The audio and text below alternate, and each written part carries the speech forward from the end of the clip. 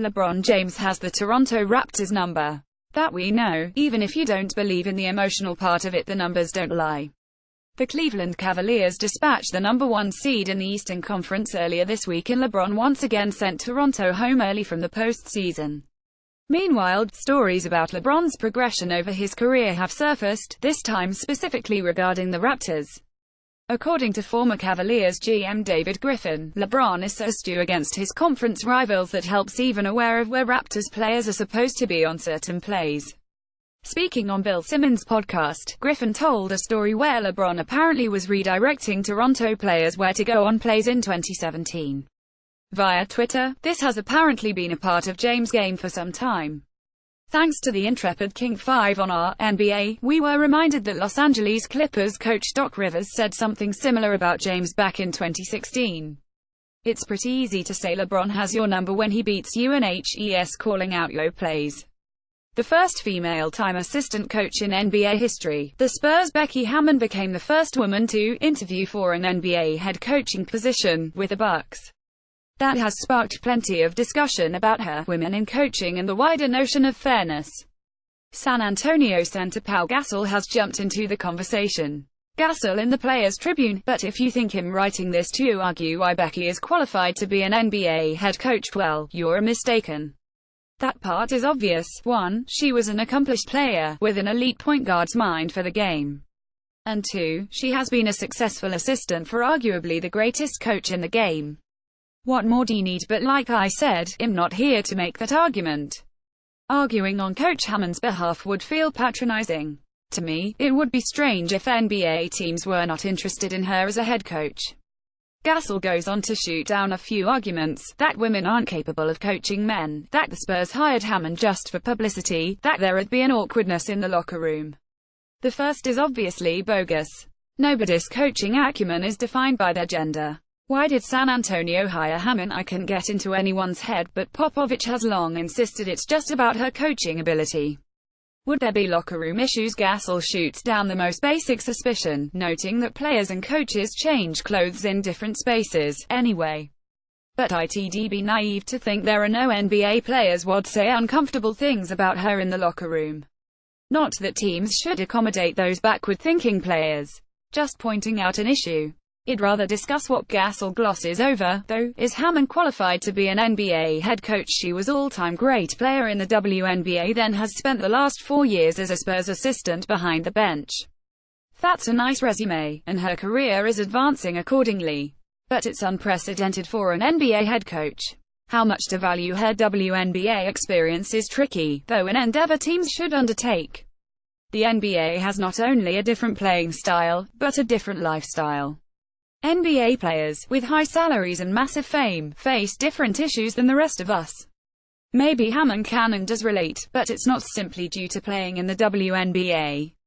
She also hasn't yet become one of the top 3 Spurs assistants who sit on the bench during games. Those 3, Ettore Messina, James Borrego since hired as the Hornets head coach, and Ime Udoka. Hammon sits behind the bench. Practically all NBA coaches who rose through the assistant ranks to become a head coach graduated to an on-bench role first. Hammon faces obstacles her male counterparts don't, and that she made it this far speaks to her ability. Perhaps, SHES, a coaching prodigy who hasn't gotten a chance to show her genius in a male-dominated profession. If so, a team should hire her as head coach. But maybe SHES, like most people, possessing some natural ability that must be refined with time and hard work. 4 years as a behind-the-bench assistant isn't typically seen as enough to become a head coach. So, is Hammon already qualified to be a head coach? Maybe, and Gasol's endorsement counts. But I definitely don't find it to be as obvious as he states. The Nuggets drafted Nikola Jokic in the 2nd round just 4 years ago. He's already good enough to lead them to the playoffs. That the 46-win Nuggets missed the postseason doesn't invalidate that. They just happened to play in one of the deepest conferences of all time, and Paul Millsap missed most of the due to injury. Jokic is already a borderline all-star at age 23. His unexpectedly rapid ascension creates numerous difficult questions about building for the present or future. A big one. Should Denver exercise a decline Jokic's $1,600,520 team option for next, exercising it would keep Jokic at an extremely cheap salary next, but it'd make him an unrestricted free agent in 2019. Declining it would make Jokic a restricted free agent this summer, and though that would mean giving him a massive raise, the Nuggets could control securing him long-term. Jokic's agent has advice for the team. Nick Kosmida of The Athletic: Nikola Jokic's agent says picking up the player's option and letting Jokic become an unrestricted free agent in 2019 would be an unfavorable scenario for Nuggets. This is not a warning. It's common sense. Denver won't pass up the chance to lock Jokic up.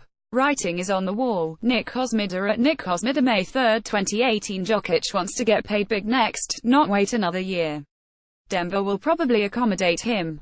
Letting him hit unrestricted free agency is just too risky. The Nuggets could try to condition declining Jokic's team on him accepting less than the max, which projects to be about $146 over 5 years or $109 million over 4 if he signs an offer sheet with another team. Jokic might compromise. Jokic drawing any salary even near market value could push Denver over the luxury tax line next. The Nuggets declining Jokic's option could lead to them trading Kenneth Faried, Mason Plumlee, Wilson Chandler and/or Darrell Arthur in the likely event the latter two opting not re-signing Will Barton and/or not using the mid-level exception. So, Jokic's option presents one question. Determining how much to pay him if the Nuggets decline it is a whole other, related, negotiation.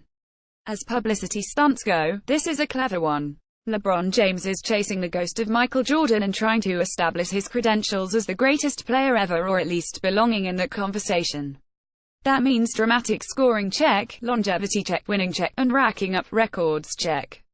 But what about playing baseball, spending A in the minor leagues, missing curveballs, just like MJ did? The Lehigh Valley Iron Pigs' great name tried to recruit LeBron as a free agent to follow Jordan into minor leagues. If the goal is to be the greatest of all time, the true GOAT, then you are doing pretty well. Being the best player in this generation is nothing to sneeze at. But there's one major flaw in your quest. One glaring hole in your resume that continues to hold you back, that leaves you a clear level below Michael Jordan. A of mediocre play in minor league baseball. Jordan knew this, which is why he stepped away from the NBA after his 31st birthday to spend A in Birmingham. You're already 33, and time is slipping away. The Iron Pigs even got in on the Billboard act like Philly, Cleveland, Los Angeles, and other cities. What is more likely, LeBron agreeing to sign a new contract with the Magic, or with the Iron Pigs? Well played, Lehigh Valley. Well played, indeed. Let's start with the obvious. If your take is Kawhi Leonard couldn't be bothered to support his teammates and show up to one playoff game, what is he doing at a Dodger game? Then you're just being lazy. Which means this will probably be all over sports talk radio tomorrow. The man does not need to live in a cave until the start of next. If your take is this clearly means Leonard is going to be a Laker, then, while I know it's legal in California now, you may want to back away from the bong. It all started when video surfaced on Twitter that Leonard was at Thursday night's Dodgers game against the Reds. It's been just over 2 weeks since the Spurs were eliminated. Kawhi Leonard wasn't able to attend a single playoff game. Tonight, he caught a Dodgers game in LA.